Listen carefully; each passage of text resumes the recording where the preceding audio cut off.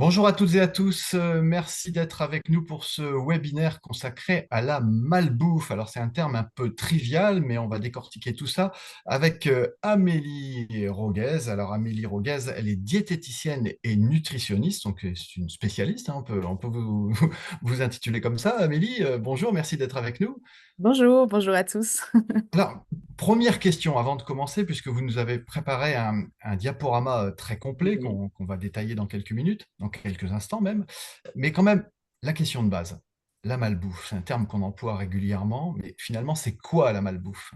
La malbouffe, c'est énormément de choses, mais si jamais on doit le résumer comme l'a fait le petit Robert dans sa définition de la malbouffe, on est en fait sur une nourriture de qualité médiocre produite industriellement. Voilà. Ah bah voilà, c'est clair. Et Alors, j'ai envie de prolonger un peu quand même. La malbouffe, c'est juste ce que l'on ingurgite ou c'est aussi une attitude, l'endroit où on déjeune, aller vite est-ce qu'il y a des éléments comme ça extérieurs, l'environnement de la malbouffe, entre guillemets? d'un point de vue alors, nutritionnel, c'est sûr que ça va être un ingrédient ou un produit transformé, ça on va pouvoir le détailler après. Il est vrai qu'après, ça peut être un conditionnement des habitudes, souvent dès l'enfance, qui sont acquises, qui vont amener vers une alimentation de type malbouffe. Mais il y a tellement de tenants, de différents facteurs en fait au niveau de l'alimentation qui peuvent amener à consommer de la malbouffe et parfois sans s'en rendre compte que du coup faire vraiment un gros détail de tous les facteurs. Mais en soi, la malbouffe entraîne souvent un comportement alimentaire un petit peu biaisé, si c'est ça la question. Alors, c'est ça, entre autres, hein, parce qu'il y a plein d'éléments. On va le voir dans quelques instants à travers ce webinaire organisé par CCMO Mutuel.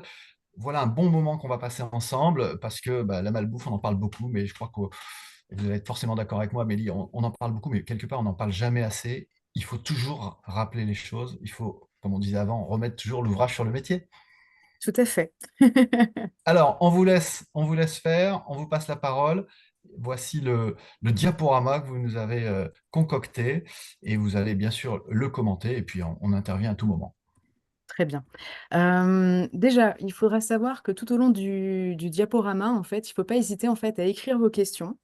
Euh, je serai interloquée si jamais vous en avez. Il n'y a pas de questions bêtes. J'espère que ce diaporama répondra à quelques-unes d'entre elles. Et si jamais il y en a d'autres, si j'ai la réponse, je vous donne la réponse, bien entendu. Bon, vous me rassurez tout de suite, il n'y a pas de questions bêtes, donc je vais pouvoir vous poser plein de questions moi-même. Tout à fait. Allez, on y va. J'espère.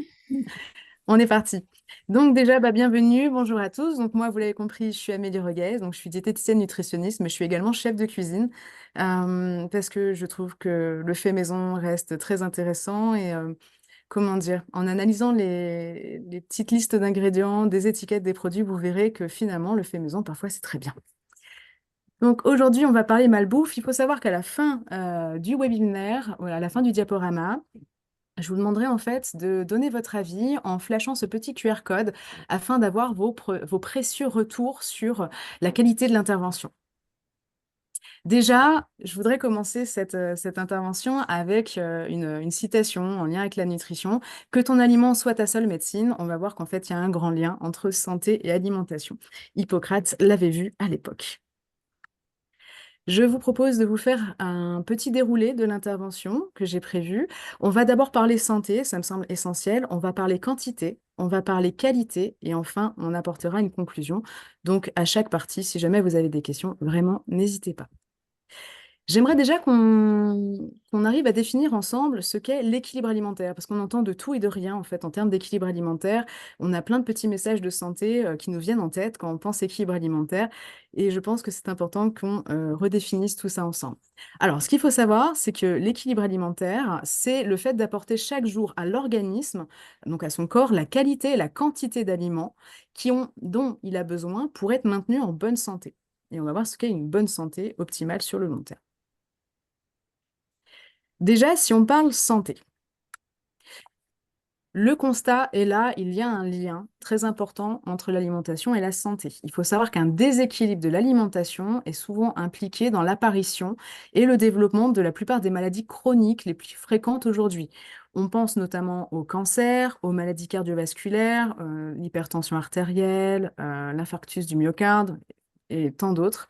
Le surpoids, l'obésité, l'ostéoporose également, le diabète de type 2, et mais aussi, selon de nouvelles recherches, en fait, les maladies inflammatoires des intestins, qu'on appelle les MICI, la polyarthrite rhumatoïde, certaines allergies, les dépressions, les troubles du sommeil, le déclin cognitif, en fait, ça atteint même la santé mentale. Le diabète de type 2, vous avez dû le repérer, notamment au niveau des heures de grande audience, au niveau de la télévision. Maintenant, nous avons des publicités pour des lecteurs de glycémie. Il y a une dizaine d'années, nous n'en avions pas. Ça veut dire qu'en fait, la prévalence du diabète de type 2 a vraiment bien, bien augmenté. Alors, c'est quoi un diabète de type 2? Le diabète de type 2, c'est, alors si jamais je dois faire de la vulgarisation scientifique, c'est Ah quand on oui, consomme c'est énormément ce de qu'on attend. sucre. En fait, on a le Pardon. pancréas, qui est un organe au niveau du corps qui régule en fait la glycémie, le taux de sucre sanguin. Euh, Globalement, quand on consomme trop de sucre, le pancréas en fait va sécréter une hormone, l'insuline, pour faire baisser le taux de sucre, pour que les organes soient bien dans un bon environnement. La problématique de maintenant, c'est qu'on consomme beaucoup sucré, très sucré, trop de sucre, et que on surmène un petit peu le pancréas. Donc c'est un petit peu comme si au final on était en voiture et qu'on surmenait sa boîte de vitesse. On devait rétrograder sans forcément bien appuyer sur l'embrayage.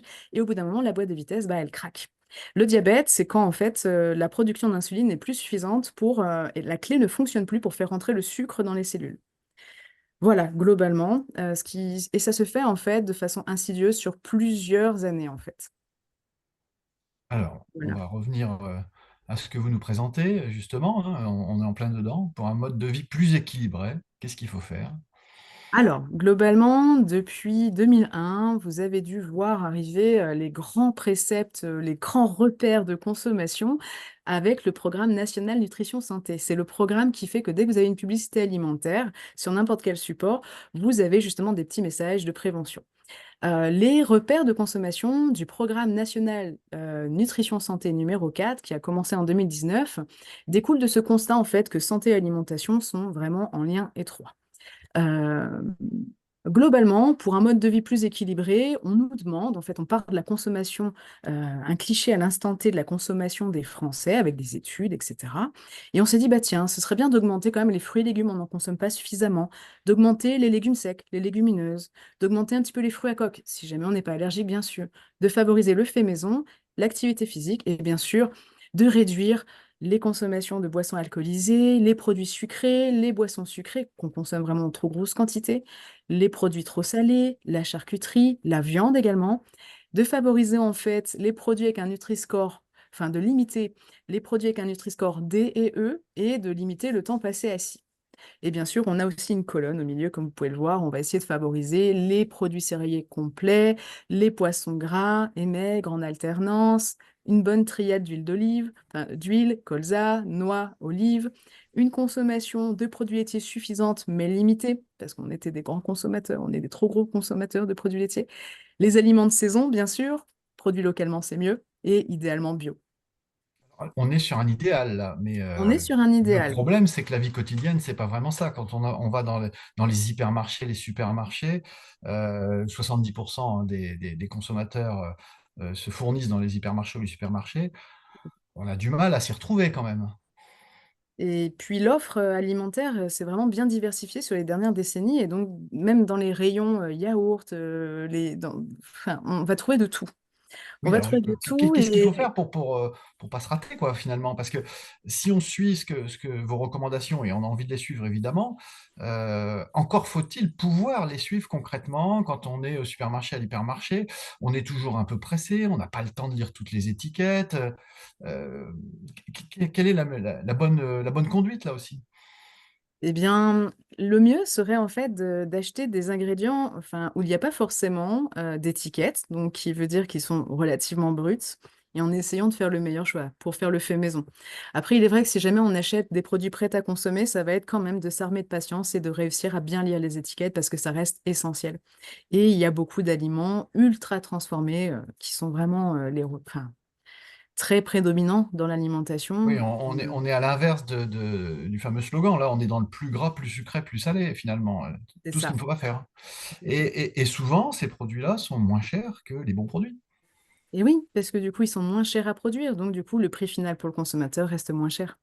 Sauf qu'on ne fait Alors jamais une bonne affaire en achetant ces produits-là. là, on est un peu dans une impasse quand même. Si Non, on n'est pas dans une dépenser impasse, plus il y pour a des mieux solutions. consommer, il y a la solution. Alors, on vous écoute. Alors, il y a des solutions, il y en a vraiment beaucoup. Après, bon, je termine ce petit constat de santé, puis je vous expliquerai après comment bien lire, comment bien choisir en fait vos aliments en supermarché ou autre. Bien sûr, on reste le plus souvent, on essaye d'avoir le plus de produits bruts. Déjà, si on parle quantité, pour se référer en fait aux différentes fréquences de consommation recommandées, si jamais vous vous souvenez des différentes familles d'aliments, petit rappel des différents repères de consommation. Je le fais très rapidement, on a l'habitude de les entendre. Je vais apporter quelques précisions parce que pour moi, elles ne sont pas forcément bien faites. Il faudra me dire, Philippe, si jamais, ce que vous en pensez. Comptez Déjà, sur si moi. je vous dis fruits et légumes, vous me dites quoi? Fruits et légumes. Oui, Mais fruits et légumes, moi, j'ai juste une image des étals sur le marché. d'accord. Et, Et en et- repères et- de consommation dans le programme national, quand je vous dis, voilà, quels sont les repères, quelle est la fréquence de consommation recommandée pour les fruits et légumes par jour? et ben, c'est un fruit et légumes par jour, c'est ça? C'est le fameux slogan, non? 5 Un fruits et fruit, légumes par 5. jour. Ah, 5, oui. Je suis loin du compte. Moi, j'étais parti sur un fruit et un légume, c'est déjà pas mal, je trouve. Oh, c'est déjà mieux que zéro. Ouais. Vous voyez, En comme fait, quoi ça voilà. rentre pas si facilement dans les esprits. Mais c'est vrai que pour le coup, en fait, ce qui va être important, c'est surtout de partir de ce qu'on fait, de réussir à faire un petit constat de ce qu'on fait à la maison, de dire, voilà, bah, je suis peut-être à une portion de légumes sur ma journée, il y a un idéal à atteindre, et c'est d'essayer d'évoluer progressivement, en fait. C'est ce qu'on appelle la technique des petits pas. C'est de réussir à prendre du recul, dire, OK, bon, je vais essayer d'améliorer, je vais essayer de pas être frustré, de pas atteindre tout de suite l'idéal, mais au moins, j'essaye de pousser vers. Et ça, c'est déjà une progression dans Mais les, l'alimentation. les 5 fruits et légumes, c'est un idéal en fait. C'est un idéal, ce serait même idéalement au moins 5 fruits et légumes par jour, donc il faudrait Ah même oui, au en consommer moins. un peu plus de végétal. Mais ça, on va en parler. En gros, les fruits et légumes, on recommande d'en avoir au moins 5 par jour parce que c'est riche en fibres, il y a de l'eau, il y a des vitamines, des minéraux, des antioxydants. Globalement, c'est pas 5 framboises ou 5 pastèques, c'est 5 portions de fruits et légumes. On va le voir après, une portion, c'est la taille du poing fermé. Globalement, on va être sur une orange, on va être sur une pomme, une poire ou un petit bol de fruits rouges. Là, c'est la saison des fraises qui bat son plein.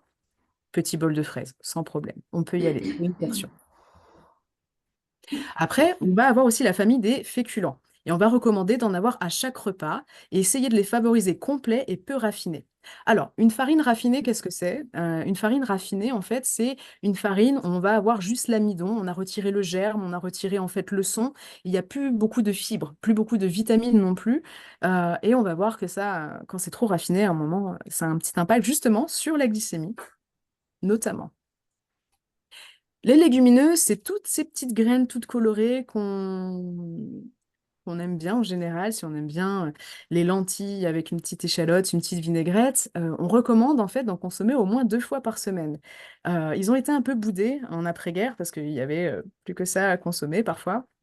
Mais l'idéal serait de le remettre en fait au goût du jour avec deux repas constitués avec des légumineuses sur la semaine. Au niveau des protéines de qualité, j'entends tout ce qui est viande, poisson, œufs ou les associations végétales, végétariennes, on est sur 1 à 2 portions par jour.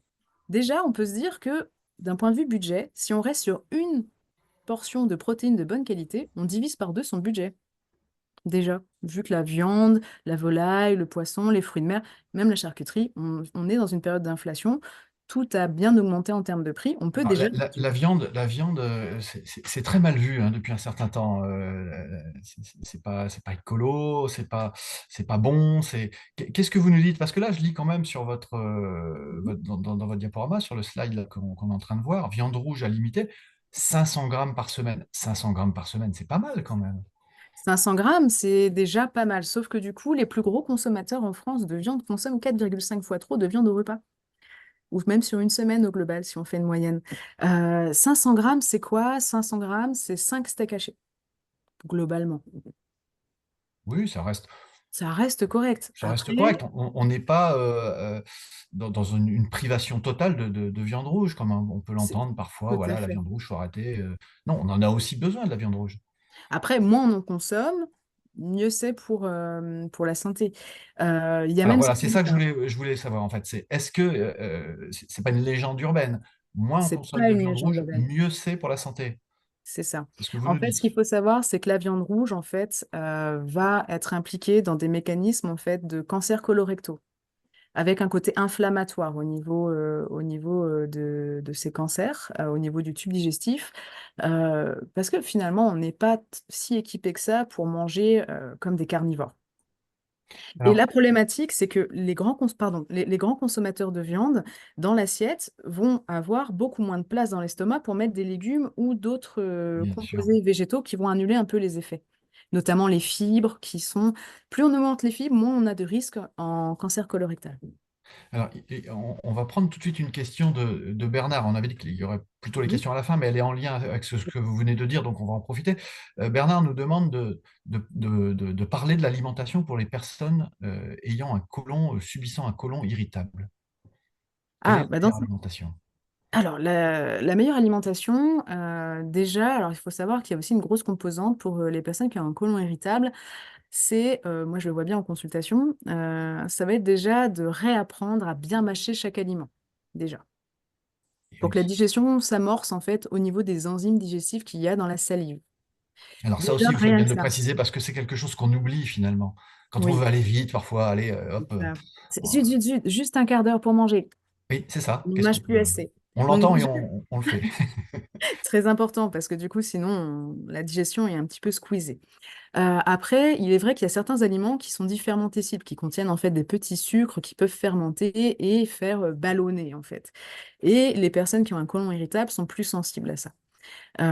Mais chaque personne avec un côlon irritable est différente. Et donc, donner vraiment des règles générales, ça risque d'être compliqué. Il faut faire des tests, tenir un journal alimentaire éventuellement en marquant en fait les symptômes que l'on va avoir, à savoir que bah, si jamais dès qu'on voit qu'on consomme des oignons, on se sent pas bien, bon, il faut dans ces cas-là réduire la consommation. Dès qu'on mange trop de crudités, on se sent pas bien, bon, il va falloir peut-être réduire, voire le retirer de l'alimentation pendant un petit temps pour que le tube digestif se remette et qu'on soit moins gêné, qu'il y ait moins d'inconfort digestif. Faut Il y a, s'auto-réguler. oui, oui, tout à fait. Mais ça doit être vrai aussi pour pas mal de choses. C'est-à-dire pas que pour le côlon. Si on Non, souffre de quelque chose et qu'on se rend compte que finalement, il faut changer l'alimentation, tout à ben, fait. faut pas hésiter. C'est valable aussi pour les reflux, les personnes qui ont des reflux, des acidités gastriques. On va avoir, voilà, si on sait que c'est tel aliment, on voit que tel type d'aliment fait qu'on va avoir des reflux qui sont augmentés, bon, bah, on le met de côté un instant. Si ça s'améliore, c'est peut-être que cet aliment va falloir le réduire. Bon, si ça s'améliore pas, faut aller voir sa diététicienne Sa quand même, hein. diététicienne et Faut aller faire vous peut-être voir. un gastro-entérologue, ça peut être intéressant aussi. Allez, on continue. On continue.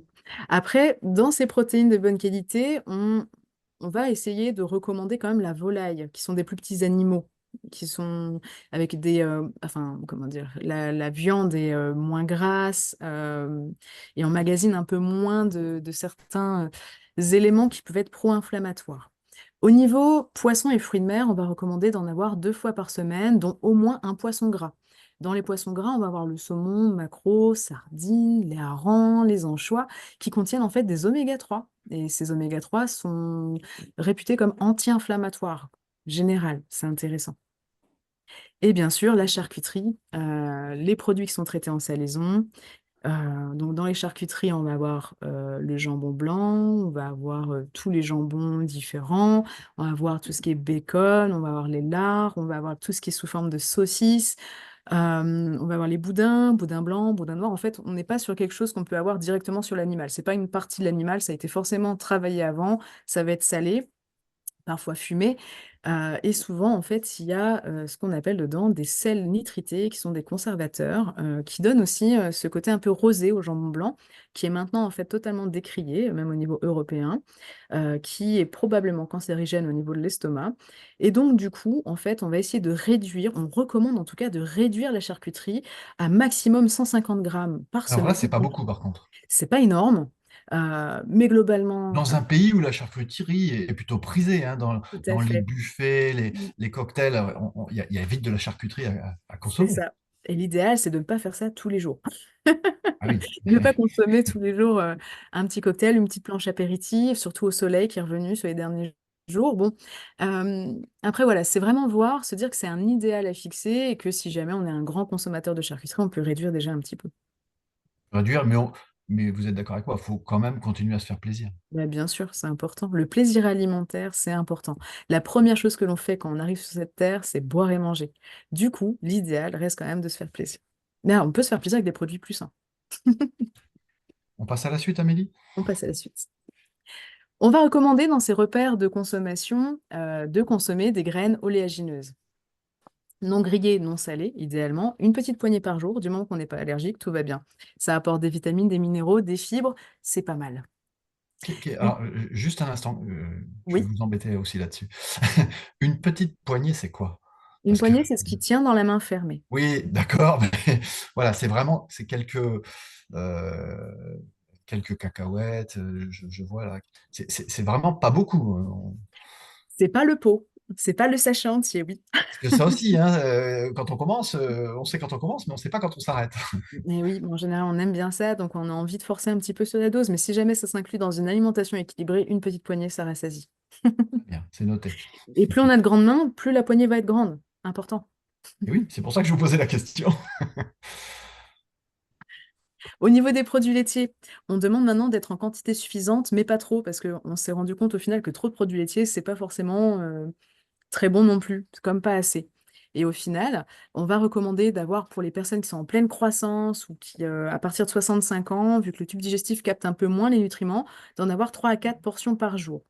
Et pour les adultes en bonne santé, 2 fois par jour, c'est suffisant. Alors avant, le lait était quand même considéré comme quelque chose de très positif, de très favorable. Les temps changent. Les temps évoluent et il faut savoir qu'en fait, la consommation de produits laitiers a été encouragée pour relancer l'économie après la Seconde Guerre mondiale aussi. Voilà, Et pour avoir l'économie. suffisamment de protéines pour la population générale, etc. C'est un Voilà, peu une et protéine déjà, qualité. finalement, la part de la malbouffe, de la part de l'économie dans la malbouffe, hein. Toujours des liaisons dangereuses. C'est ça. Enfin, matière grasse ajoutée, on va essayer d'éviter les consommations excessives. On est bien d'accord qu'on ne va pas boire à la bouteille d'huile. On va essayer de favoriser les huiles végétales aux matières grasses animales et essayer de favoriser pour l'assaisonnement l'huile de colza et de noix riche en oméga 3 et pour la cuisson, l'huile d'olive. Ça reste les grands concepts. Les produits sucrés, bien sûr, je vous apprends rien, c'est à limiter. Sinon, on emballe un petit peu la boîte de vitesse qui régule notre glycémie. Oui, c'est pas mal cette image, hein, on s'en Mhm. souvient, mais pas facile quand même, hein, Pas les petits évident. plaisirs sucrés, pas facile de les limiter. Ça. Et surtout, là, cette Oui, petite c'est encore slide, pire. les boissons, l'eau à volonté. Notre corps est constitué à 60% d'eau quand on est adulte, 45 quand on est senior et 80 quand on est un nourrisson. Les boissons édulcorées et sucrées sont bien sûr à limiter parce que le sucre liquide emballe un peu trop la boîte de vitesse. Et c'est ce qui nous est proposé à qui mieux mieux dans les fast-foods. Dans beaucoup de fast-food et même au niveau... en fait, la gamme des sodas s'est vraiment bien diversifiée sur les dernières années. Alors, il y a certaines marques qui ont été décriées, mais qui ont tout de suite, en fait, rivalisé avec de nouveaux produits en disant, mais non, mais regardez, nous, on a fait mieux. Oui, mais ça reste sucré. C'est Oui, toujours plus sucré que de l'eau. et je parle des fast-foods parce que finalement, on sait que les jeunes, pour les appeler comme ça, ont une appétence pour les fast-foods et bah, ça crée bien des problèmes, hein. L'obésité, en tout cas le surpoids, c'est quelque chose qui existe chez les jeunes, qui est vraiment un fléau. Je pense que vous allez peut-être nous en parler maintenant ou un peu plus tard. On va en parler un petit peu plus tard, mais c'est vrai que les fast-food, en fait, pourquoi il y a cet engouement? Alors, chez les jeunes, elle est moins jeune, hein, d'ailleurs. Mais pour le coup, en fait, on n'a rien à préparer à la maison, c'est pas cher. Et gustativement, on a l'impression que c'est super bon parce qu'il y a la juste quantité de gras, de sel et de sucre qui rend accro le cerveau. Donc, du coup, c'est facile d'y aller. Vu qu'il y a un côté agréable, on y retourne. Enfin, les chiffres, enfin, les chiffres qu'on a, en tout cas, vous allez nous les confirmer. Un enfant, un jeune, on va dire, sur 6 est en surpoids, c'est bien vrai, Oui, c'est en bien vrai. France. Et, Malheureusement, oui. c'est incroyable. Et alors, ça veut dire quoi? Ça veut dire que les géants de la malbouffe, bah, finalement, ils nous manipulent un peu, ils élaborent des stratégies qui font qu'on ne peut pas leur résister. Il y a un petit peu de ça. Il y a un gros lobbying en fait au niveau de l'industrie agroalimentaire dans certains domaines, notamment au niveau du sucre et des produits sucrés. Il y a aussi le fait que des adultes, enfin des jeunes enfants habitués au goût sucré avec les céréales du petit déjeuner très très sucré. Par la suite, bah, si c'est pas sucré, c'est fade, donc ils reviennent sur le sucre plus facilement. Et du coup, bah, c'est simple de rajouter un petit peu de sucre dans chaque famille d'aliments sur les produits industriels. Ouais, et c'est compliqué de s'en sortir finalement. C'est ça le. Enfin, il va falloir nous donner quand même quelques conseils, quelques recettes pour réussir à sortir de ce chemin qui nous conduit directement au fast-food. Tout à fait. Après, ce qu'il faut savoir, c'est qu'il y a aussi dans la enfin, dans la population des jeunes, il y a aussi une prise de conscience de tout ça et une volonté en fait d'améliorer l'alimentation aussi, de favoriser le fait maison. On voit de plus en plus de blogs culinaires, sur les réseaux sociaux, on voit de C'est plus en vrai, plus de c'est vrai. comptes pour le fait maison et il y a quand même, je trouve, une société un peu en mouvement de ce côté-là. Donc il y a de l'espoir. Il y a de l'espoir. Alors on continue. Bon, juste un petit. On vous parle souvent de portions. Globalement, si jamais vous lisez les étiquettes des produits que vous achetez dans le supermarché, les portions sont des guides souvent créés bah, par les professionnels de l'agroalimentaire sur une population générale. On fait plus ou moins des calculs, il y a des calories. On dit voilà, la portion c'est de temps, sauf que du coup, ça ne prend pas forcément en compte les sensations de faim et de rassasiement de chacun. Ça ne va pas convenir à une personne qui mesure 1,50 m, ça ne va pas convenir à une personne qui mesure 2 mètres. Donc, ce qui va être important, c'est aussi de se reconnecter en fait aux sensations de l'estomac. J'ai faim, signal du corps pour dire qu'il faut de l'énergie, idéalement je mange. Et le rassasiement, c'est quand la sensation de faim disparaît au cours du repas pour arriver à ce qu'on appelle la satiété. Et la satiété, c'est l'absence de faim jusqu'à la prochaine prise alimentaire. Mais globalement, ces idées des portions, ça guide, mais ça ne doit pas être votre encyclopédie pour vous alimenter. D'ailleurs, même le calcul des calories, pour moi, n'est pas judicieux et perturbe plus parce que toutes les calories ne se valent pas. Idéalement, il faudrait essayer d'avoir une portion en féculents cuits, pommes de terre, patates douces, les produits céréaliers comme le riz, le blé, les pâtes, une portion, taille du poing fermé quand c'est cuit. On se resserre si on a encore faim. Une portion de légumes cuits, une portion de légumes crus, une portion de fruits, c'est le point fermé. Quand c'est d'origine végétale, que ça ressemble à un légume ou un féculent, point fermé. Le fromage, idéalement, on serait sur une portion de la taille du pouce. Alors, pas juste les deux phalanges, mais globalement, on trace une ligne imaginaire entre le pli du pouce et le bord de la main, et on a plus ou moins une portion de fromage. C'est un guide. Bien sûr qu'en période de raclette, vous en mangerez deux ou trois. Matière grasse à tartiner, c'est plutôt comme une petite phalange ou les petites portions de beurre qu'on peut avoir en fait en restauration. Pour le poisson, c'est la paume sans les doigts. Pour un adulte, bien sûr, pour les enfants, c'est moins. Et pour le poisson, paume plus doigts. On se fait plaisir au niveau poisson. Ça, c'est un guide en termes de portions. Alors vous dites, voilà, si on a encore faim, on se resserre. Mais parfois, on n'a plus faim, mais par contre, l'aliment nous fait envie. Là encore, c'est toujours la question du plaisir. Alors, il faut s'interdire, même si ça nous fait envie de se resservir. Si jamais ça génère une frustration, c'est peut-être pas judicieux. Si c'est pour s'interdire de croquer une bouchée d'un aliment, même si on n'a plus faim, je sais pas, on a le dessert qui nous rappelle notre enfance, qui est là. La personne qui nous a invités l'a préparé. Insiste un peu. Bon, ok. Il y aura une différence entre prendre une part grande comme ça ou une petite bouchée pour goûter. Il faut aussi redéfinir en termes de portions ce qu'on va consommer. Si jamais on ne le consomme pas et que en fait on est frustré de ne pas l'avoir mangé et que 2 heures après on a encore une envie un peu de sucre ou autre et qu'on va grignoter dans les placards, c'est peut-être pas judicieux. Il vaut mieux peut-être s'autoriser euh, voilà, à se faire plaisir en petite quantité plutôt que de craquer après. Alors, en petite quantité, hein, j'ai bien entendu. C'est quand même une discipline à s'imposer. Alors, c'est une discipline si jamais on calcule tout et on contrôle tout. Si jamais on se réfère aux sensations du corps et qu'on recherche vraiment un bien-être, même au niveau digestif, c'est pas tant une discipline, c'est plutôt un mieux-être d'un point de vue digestif. Présenté On ne comme ça, s'interdit on rien, comprend. mais on le mange en quantité qui nous satisfait. Ça marche. Bon, est-ce que nous avons des questions avant de passer à la suite? Alors, il y a une question de Caprix, Linda Caprix, hein, j'imagine, qui demande quel pain, alors on va bien lire ce qu'elle nous demande, quel est le moins mauvais, pas le meilleur, hein, quel est le moins mauvais pain pour les diabétiques? Ça, c'est précis. C'est très précis. Ben alors, le moins mauvais pain pour les diabétiques sera quand même un pain qui apporte suffisamment de fibres, un pain qui va avoir de la mâche et qui tient longtemps au corps. On va recommander souvent d'aller sur des pains avec de la farine complète. Après, attention, on a des pains complets comme le pain de mie qui sont de piètre qualité avec un peu de sucre ajouté. On va le voir juste après hein, sur les aliments ultra transformés. Si jamais on achète ce genre de pain, le pain complet de mie sera mieux que le pain blanc, mais c'est pas non plus génial d'un point de vue diabète, dans l'équilibre de la glycémie. L'idéal va être en fait de consommer un pain qui vous fait plaisir, avec des farines complètes et idéalement avec des petites graines, quelque chose qui a un peu de mâche, ça peut être intéressant. Très bien. Alors, les autres questions, les sujets ont déjà été abordés, donc je D'accord. propose de continuer, Amélie. Ça marche. Et moi, je vous propose qu'on parle qualité. Et là, on va vraiment rentrer dans le vif du sujet d'un point de vue des aliments transformés. Déjà, qu'est-ce qu'un aliment transformé? Comme vous pouvez le voir sur ce petit schéma, en fait, je prends l'exemple du maïs. Mais voilà, quand c'est non transformé, on va être sur, voilà, on a vraiment le végétal comme on pourrait le cueillir dans le champ.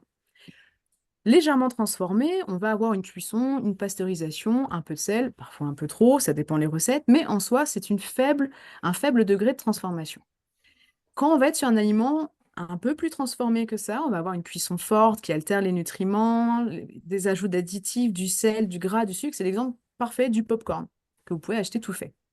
Et ensuite, il faut savoir que les industriels font ce qu'on appelle du cracking. Le cracking, c'est prendre en fait chaque composé de l'aliment et de l'extraire de façon individuelle. Ça va être le cas par exemple du sirop de glucose, que vous pouvez voir sur la fin de mon petit schéma, le sirop de glucose, enfin de fructose, pardon, et l'amidon transformé par exemple, qui sont en fait des aliments, enfin des éléments qui ont perdu leur qualité nutritionnelle. On est vraiment bien éloigné d'un point de vue même chimique de l'aliment initial.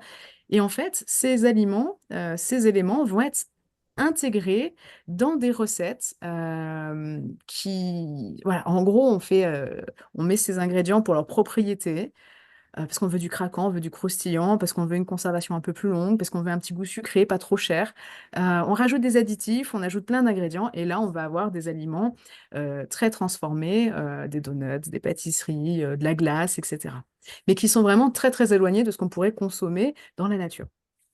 C'est un peu ça le principe de l'ultra-transformation.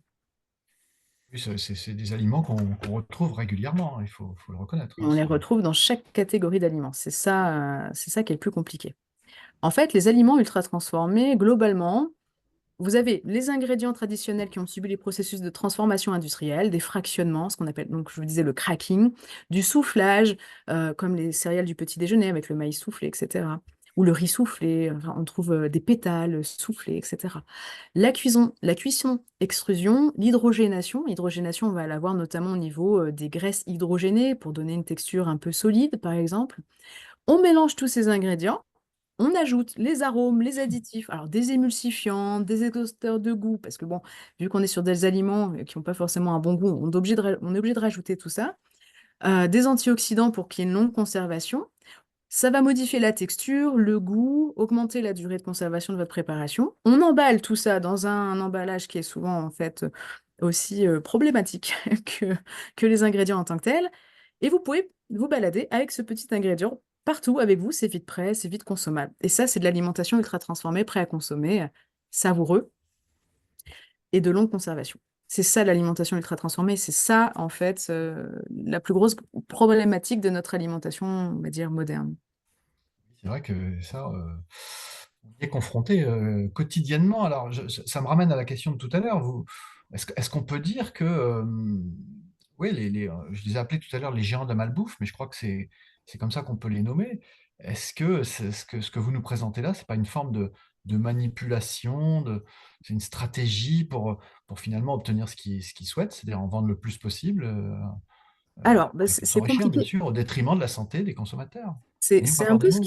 ce qui est reproché, en fait, quand on regarde au niveau des études vis-à-vis de tout ce qui est marketing autour de ces aliments. Surtout le marketing publicitaire auprès des enfants, mais des adultes aussi, hein, globalement. Euh, En mais sachant que si l'enfant est attiré, l'adulte, souvent pour faire plaisir à l'enfant, peut suivre, hein. C'est ça? l'enfant est décisionnaire au sein du foyer, parce qu'une petite Exactement. colère dans un rayon fait qu'on va mettre l'aliment dans le chariot. Ce qui fait que tout se rejoint, hein. C'est aussi pour ça que bah, la jeunesse est quand même touchée par la malbouffe avec Tout à fait. ce chiffre inquiétant d'un jeune sur six qui est en surpoids. Tout à Ça fait. a aussi un lien avec ce qu'on vient d'évoquer. Ça a un lien, ouais, tout à fait. Parce que ces aliments, on va le voir, ont vraiment une piètre qualité nutritionnelle, rassasient peu, ça augmente les grignotages. Enfin, on va voir, il y a plein d'autres problématiques. Et là, il y a plein d'études qui sont en train d'être faites et qui sont un peu répertoriées au niveau du site de l'INSERM, qui montrent que on ne sait pas encore tous ces aliments ultra transformés, on ne connaît pas encore l'effet cocktail de tous ces ultra transformations, mais derrière, il y a des risques, effectivement. Alors Après, vous avez dit tout à l'heure que, à juste titre, hein, qu'il y a aussi une partie de la jeunesse qui a bien intégré tout ça et qui essaie d'amorcer un mouvement vers une alimentation de meilleure qualité, plus équilibrée, du fait maison, etc., mhm. etc. Euh, Est-ce que c'est suffisant d'attendre cette prise de pouvoir de cette génération ou est-ce qu'il faut être radical et interdire la malbouffe, interdire ces aliments ultra transformés? Est-ce qu'à un moment donné, Effectivement, il c'est faut très peut-être avancer? radical. Bah, alors après, il y a certains pays qui ont fait, il y a certains pays qui ont fait ce choix-là, hein, d'interdire, par exemple, les fast-foods. Ça, on l'a vu. Dans les pays nordiques, notamment, il y en a certains où c'est interdit. Après, c'est compliqué. On est plus, voilà, sur, là, c'est vraiment un engrenage politique, enfin, avec les industriels, économiques. Il y a vraiment, en fait, des...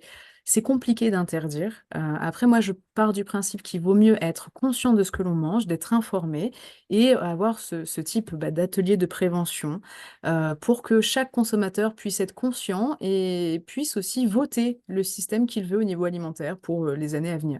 Globalement, si on achète un produit, on va apporter de l'argent aux industriels qui vont perdurer la marque ou le produit.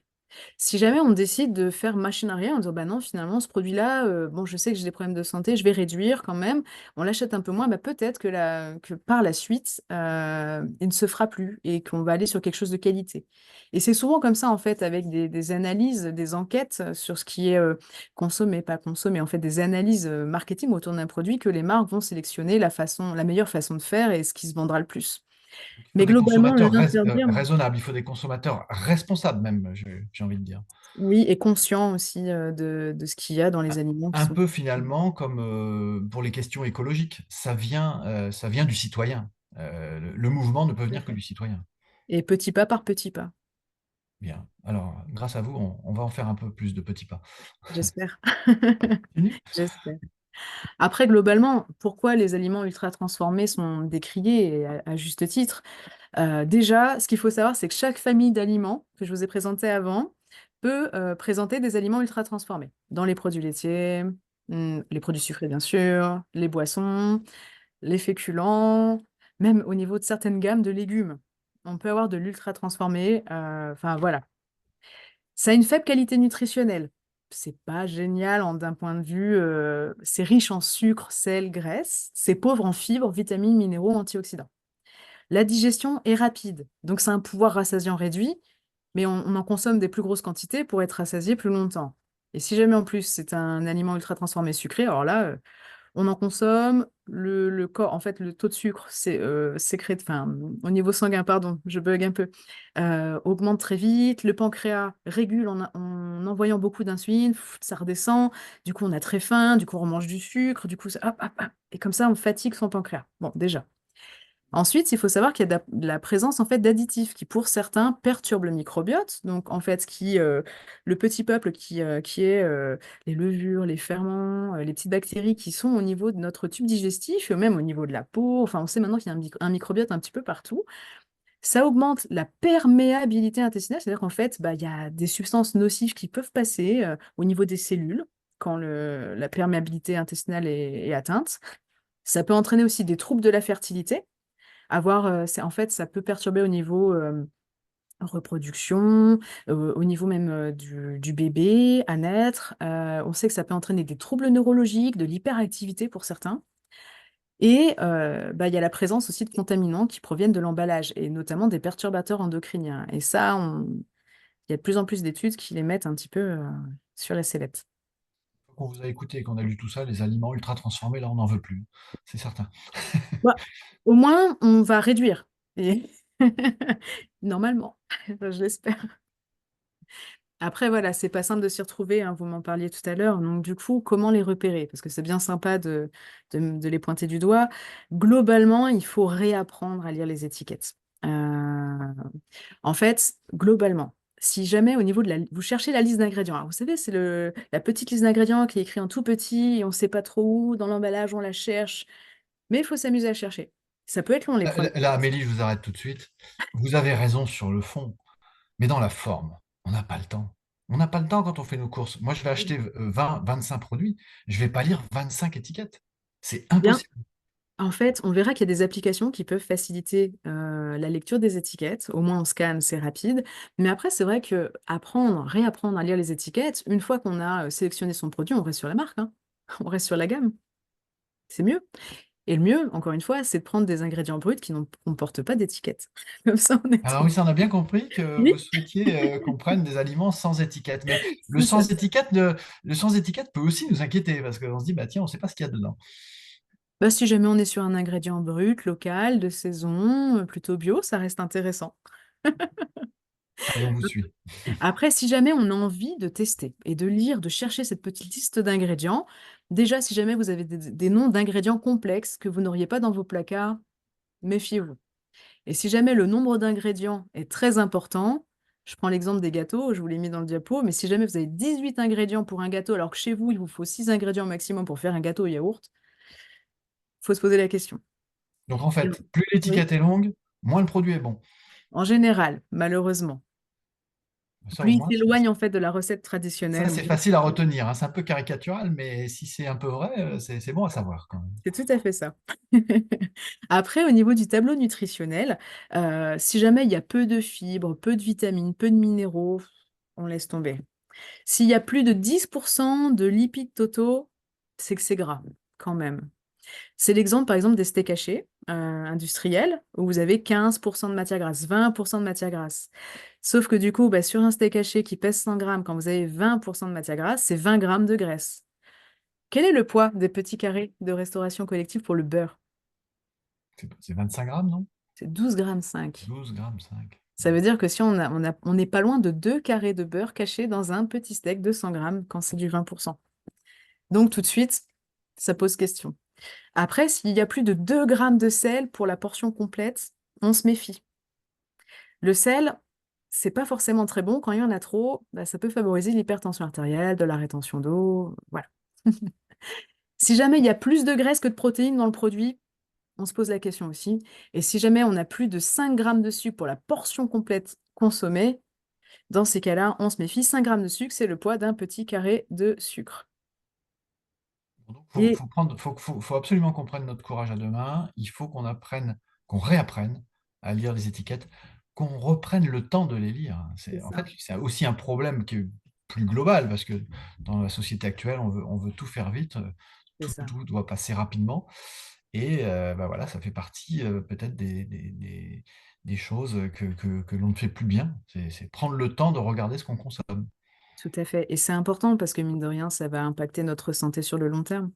Parce que l'espérance de vie augmente, mais l'espérance de vie en bonne santé, c'est 64 ans. 64 ans. Ouais, sur les derniers chiffres. Donc, ce serait vraiment dommage de passer de ces 64 ans jusqu'à sa fin de vie en mauvaise santé. Je pense qu'on a envie de profiter. Après, enfin, voilà, là, on parle de l'alimentation, mais il y aurait tant de sujets en lien avec Oui, alors l'environnement, etc. Mais l'alimentation, bien voilà, sûr, c'est un facteur majeur, mais on sait qu'il n'y a pas que ça. Hein. Ça sera peut-être l'occasion d'ailleurs d'en parler dans d'autres webinaires avec ces CMO mutuels. Mais bon, pour l'instant, on se recentre sur votre spécialité, l'alimentation, la nutrition. tout à fait. Et si certains d'entre vous se sont hasardés à lire le petit tableau qui est là avec une présentation de certains aliments ultra transformés, on va juste s'attarder sur le yaourt aromatisé. Donc, c'est en fait issu du magazine Science et Avenir. Le yaourt aromatisé, quand vous avez 9 ingrédients, poudre de lait écrémé, ferment lactique, fruits, Sucre, amidon transformé de maïs pour donner une texture, jus de carotte pour donner un colorant, mettre une petite couleur, des épaississants, des carragénanes, un arôme naturel, un concentré de minéraux, du lait. Bon, bah, on se pose la question, parce que logiquement, le yaourt, on peut le faire à la maison, nature, j'entends. C'est du lait, on peut mettre un peu de poudre de lait, mais là, on le transforme un petit peu quand même, et on met quelques ferments, et ça nous fait en fait un lait fermenté, un yaourt. Et c'est suffisant. Et si on veut l'aromatiser, on met des morceaux de fruits, on met sa confiture préférée. Mais on n'est pas sur autant d'ingrédients. Voilà, ça nous donne un peu plus envie là, hein, quand vous parlez comme ça. C'est bien. Continuez, continuez. Du coup, j'avance. En plus, c'est l'heure où tout le monde a faim. Je pense que en vous parlant des bonnes recettes, à la fin, je vais en perdre certains d'entre vous. Du coup, il y a des nouveaux indicateurs qui sont arrivés en fait il y a quelques années. On a notamment en fait le score Nova qui a été mis en place en fait par des équipes brésiliennes et le score SIGA qui a été mis en place par une équipe de chercheurs et notamment pilotée par Anthony Fardet qui est docteur en nutrition en France. Et en fait, ce sont des petits scores qui permettent de doser plus ou moins, d'apprécier le degré de transformation du produit. Le premier, le score Nova, en fait, il y a plusieurs catégories. Le Nova 1, c'est les aliments bruts, peu transformés, rôtis, emballés sous vide. Enfin, on est vraiment sur une transformation très simple, un peu fermentée, etc. Le groupe 2, on est sur des ingrédients issus de matières brutes par pressage, raffinage, broyage, séchage. Bon, ça reste quand même assez simple, mais un peu plus transformé. Le groupe 3, c'est des ingrédients fabriqués à partir de denrées des groupes 1 et 2. Ah, là, vous me suivez toujours? On essaie, on essaie, je vous rassure. Voilà. Et le groupe 4, on est sur de l'ultra transformé. C'est ces fameux assemblages de plein d'éléments différents. Il y a l'application Open Food Facts qui l'utilise et la recherche et les instances de santé l'utilisent de plus en plus aussi. Alors, vous Et avez raison vous, de poser la question de savoir si on vous suit, parce que les Nutri-Score, comme on dit, là aussi, il y a plein de vous donnez logos, plein de deux exemples. labels. Il y a des labels, il y a un tas de choses. On ne sait plus toujours où donner de la tête. Est-ce que tout est sérieux? Ces deux-là, en tout cas, oui. En général, on essaye, enfin, tous les labels ne sont pas, comment dire, il y a un gage de qualité, bien sûr. Tout dépend ce qu'on recherche dans l'alimentation aussi. Mais après, la plupart des labels exigent en fait un mode de production qui est spécifique avec un cahier des charges à respecter.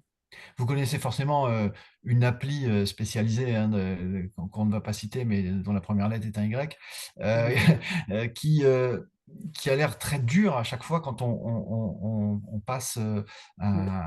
un produit et qu'on le scanne sur cette appli. euh, Moi, on a je pense l'impression qu'on que peut. rien n'est jamais bien. Je pense qu'on peut la citer, cette appli, parce qu'elle reste intéressante, parce que, en fait, elle va dire quand c'est... en fait, elle va quand même doser. Elle indique aussi maintenant le nombre d'additifs potentiels.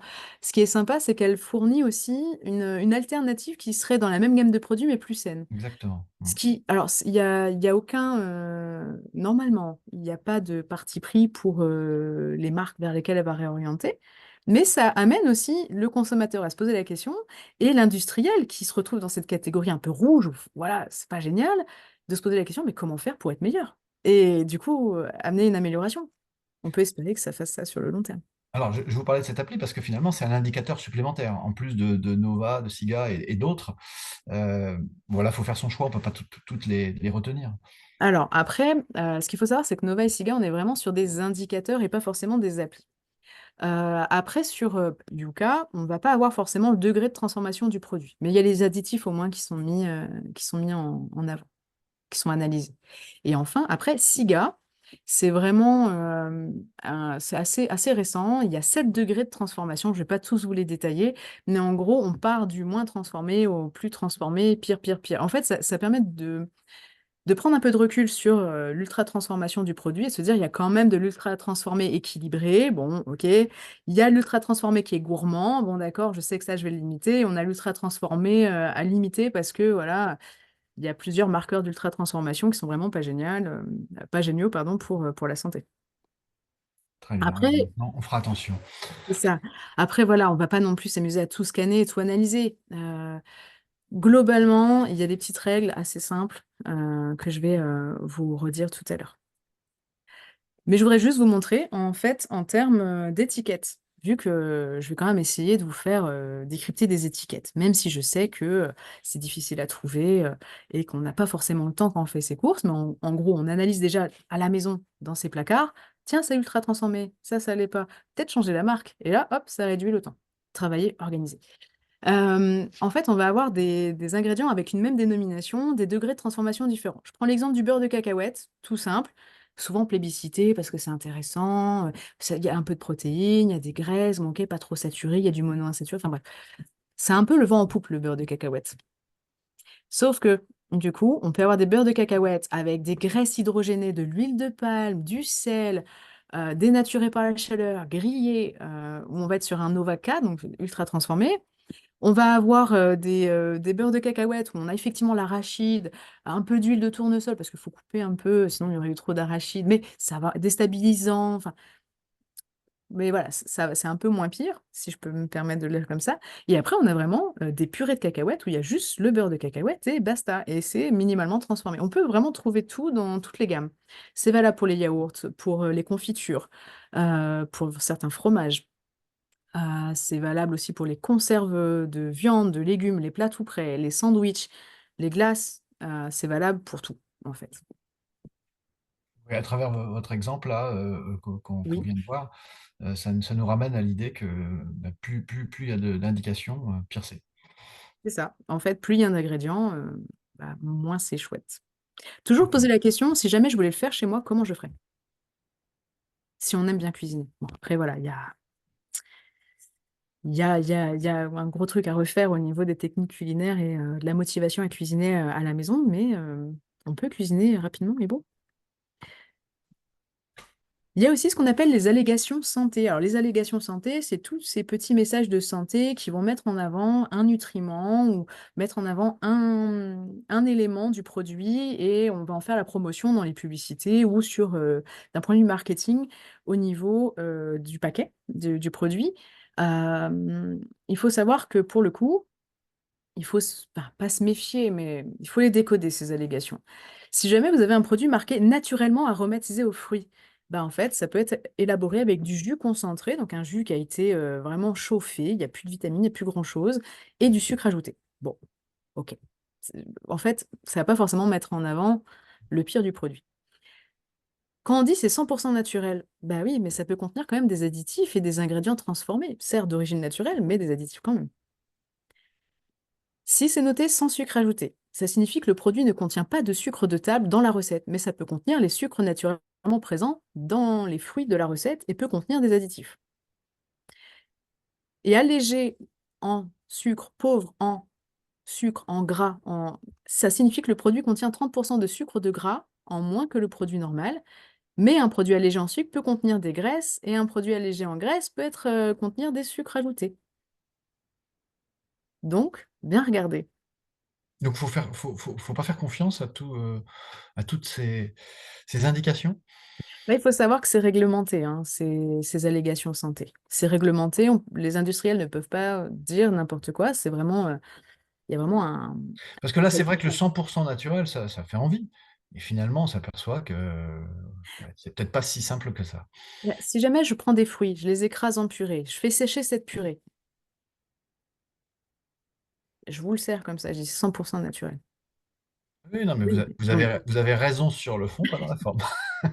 c'est ça. Bon, soyons méfiants. Méfiant, mais voilà. Vous allez voir qu'on peut se faire plaisir. Déjà, si jamais ça vous intéresse de limiter le temps pendant les courses, les applications, vous avez en fait certaines applications pratiques, mais c'est pas exhaustif, hein, cette petite liste. Vous avez SIGA, le scanner Manger Vrai, vous avez Open Food Fact, on a parlé de Yuka aussi, qui est intéressant, et on a ScanUp qui va vraiment nous montrer en fait le score SIGA aussi.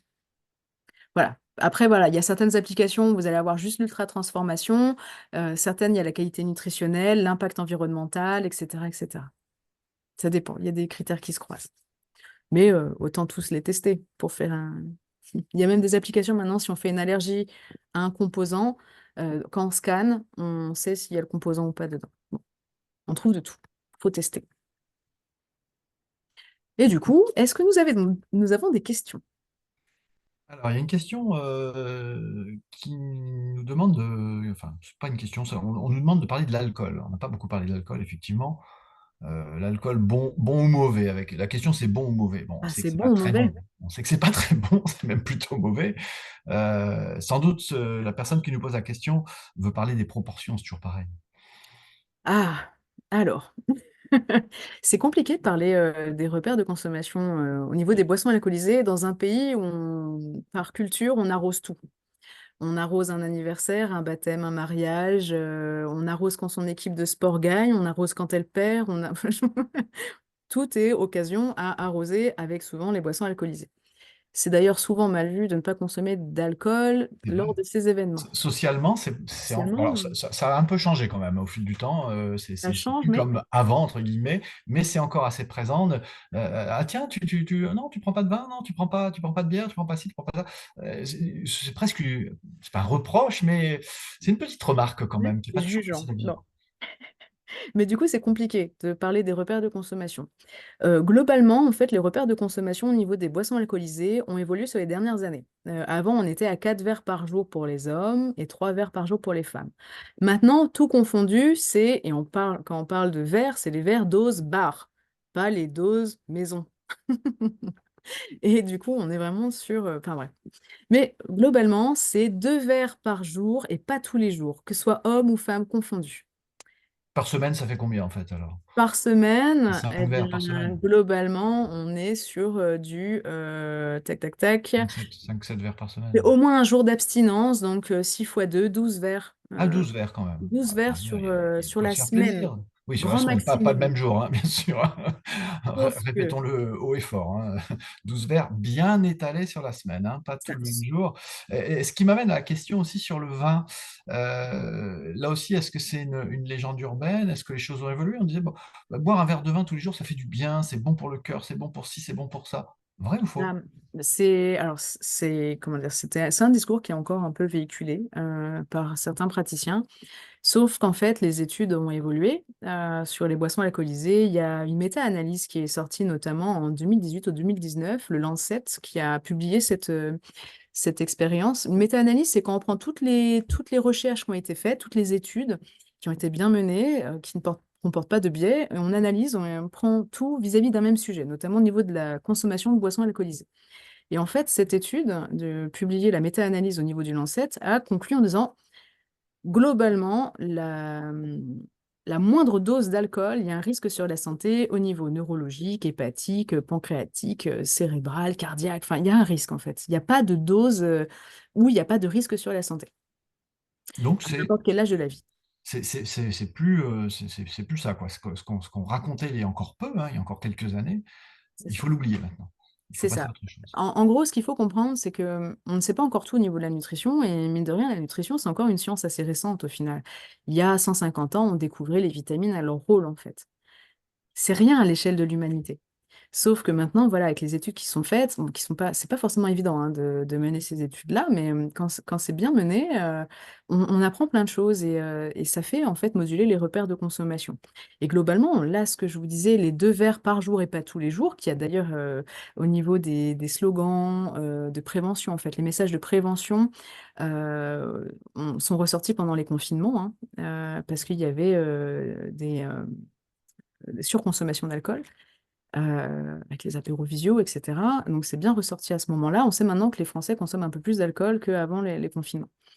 On sait aussi que ça, c'est un seuil qui peut être admis d'un point de vue santé publique où ça fait pas trop de frais d'un point de vue santé publique. Mais on sait très bien qu'un verre d'alcool, même une fois par jour, une fois par semaine, il peut y avoir des risques sur la santé. C'est pas anodin.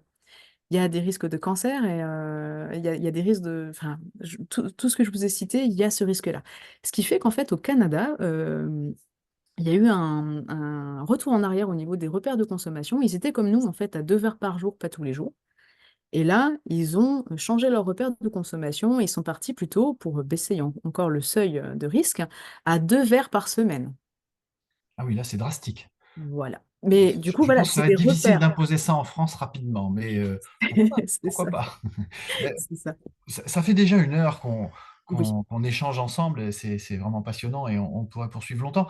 Il me reste quand même une petite question puisqu'on en est, on en était au verre de vin, à l'alcool. J'ai envie de vous parler maintenant du petit café qui vient clôturer le repas. C'est bien ou c'est pas bien ça?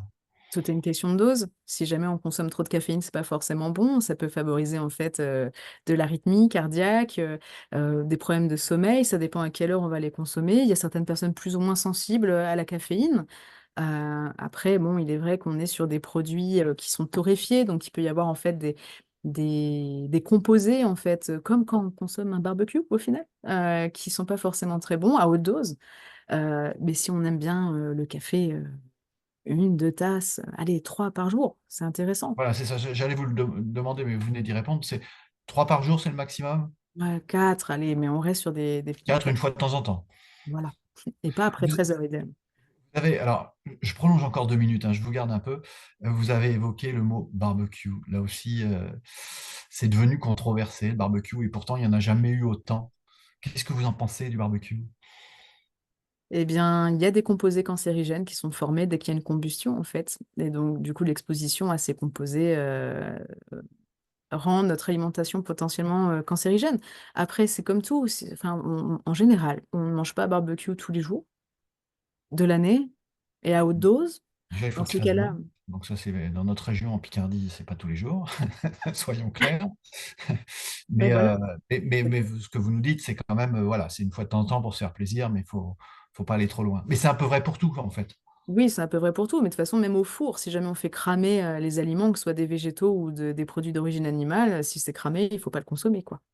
C'est Alors pareil. Amélie, vous l'avez inscrit sur votre slide. Pour conclure, qu'est-ce qu'on va dire? Bah, pour conclure, il faut savoir que le plaisir alimentaire est important. Il faut se faire plaisir, essayer de se faire plaisir en mangeant des aliments plutôt faits maison, donc favoriser le fait maison, limiter en repérant en fait les aliments ultra transformés, apprendre à les repérer et limiter la consommation. Mais en fait, on pourrait tout simplement conclure en citant la règle des 3 V d'Anthony Fardel, le docteur en nutrition humaine, inventeur du score SIGA. Première règle, on mange végétal, plus de végétal que d'animal. Deuxième règle, vrai, on mange des aliments vrais avec un faible degré de transformation, donc les aliments bruts. Et troisième règle, varié, grande diversité d'aliments, si possible bio, locaux, de saison et avec le plus de couleurs possible dans les végétaux. Alors si on respecte les 3 V, moi j'en ajoute un quatrième, hein, c'est une vraie victoire. Ça serait extraordinaire. C'est beau, j'aime beaucoup. Bon, on va le retenir alors. Vous en parlerez. Je vais Eh vous bien, citer merci, dans mes consultations. merci Amélie. Est-ce qu'il y a encore quelque chose que vous voudriez ajouter? On est un peu pris par Juste le temps. Pour le coup, je n'aurais rien d'autre à rajouter. Si jamais il n'y a pas de question, juste pensez à flasher ce petit code pour pouvoir donner une évaluation, faire l'évaluation ça va ouvrir en fait un petit questionnaire de satisfaction. Je vous invite vraiment à le faire, c'est important. Et puis, bah, au plaisir de vous rencontrer pour des consultations individuelles si jamais vous êtes inscrit sur les sessions. Et voilà. Merci Amélie Roguez, merci. On a passé un bon moment avec vous. On en sait beaucoup plus. Il y a encore du chemin hein, pour améliorer tout ça, mais avec vous, on a fait quelques pas en avant. J'ai bien aimé votre expression. Merci à tous ceux qui nous ont posé des questions. On n'a pas pu passer toutes les questions, mais dans la plupart des cas, vous y avez répondu au fil du temps avec votre exposé et ce diaporama. Merci à CCMO Mutuel d'organiser ce type de webinaire qui va enrichir la qualité de vie de chacun. Merci à tous. Passez de bons moments en cuisine malgré tout. Et puis à bientôt pour une prochaine animation. À bientôt.